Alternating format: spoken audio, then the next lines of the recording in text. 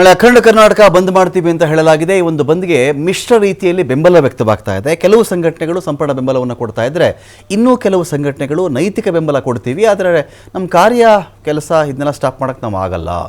MES ಮರಾಠಿಗಳ ಪುಂಡಾಟ ವಿರೋಧಿ ಬಂದಿದ್ದು. ಕರ್ನಾಟಕ ಬಂದ್ಗೆ ಕನ್ನಡ ಪರ ಸಂಘಟನೆಗಳು ಕರೆಯನ್ನು ಕೊಟ್ಟಿವೆ. ಕನ್ನಡ ಪರ ಹೋರಾಟಗಾರ ವಾಟಾಳ್ ನಾಗರಾಜ್ ಕರೆ ಕೊಟ್ಟಿರ್ತಕ್ಕಂಥ ಬಂದಿದ್ದು.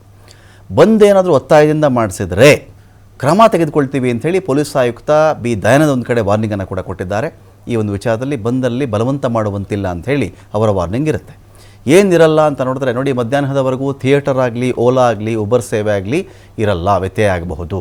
ಆಟೋ ಸೇವೆ ವ್ಯತ್ಯಯ ಆಗುತ್ತೆ, ಗೂಡ್ಸ್ ವಾಹನಗಳ ಸೇವೆಯಲ್ಲಿ ವ್ಯತ್ಯಯ ಆಗುತ್ತೆ. ಅಂತ ಏನಿರುತ್ತೆ ಅಂತ ನೋಡಿದ್ರೆ, ಹಾಲು, ದಿನಪತ್ರಿಕೆ, ಮೆಡಿಕಲ್, ವೈದ್ಯಕೀಯ ಸೇವೆ ಲಭ್ಯವಾಗುತ್ತೆ. ಮೆಟ್ರೋ, BMTC, KSRTC, ರೈಲು, ಶಾಲಾ ವಾಹನ, ಖಾಸಗಿ ಬಸ್, ಆಂಬ್ಯುಲೆನ್ಸ್, ಹೋಲ್ಸೇಲ್ ಬಟ್ಟೆ ಅಂಗಡಿ, ತರಕಾರಿ, ಹೂ ಹಣ್ಣುಗಳು, super market, hotel, bar, airport taxi ಸೇವೆ ನಿಮಗೆ ಇಲ್ಲಿ ಈ ಒಂದು ವಿಚಾರದಲ್ಲಿ ಕನ್ಸಿಡರ್ ಮಾಡಬೇಕಾಗತ್ತೆ. ಇವೆಲ್ಲವೂ ಕೂಡ ನಿಮಗೆ ಸಿಗುತ್ತೆ ಅಂತ.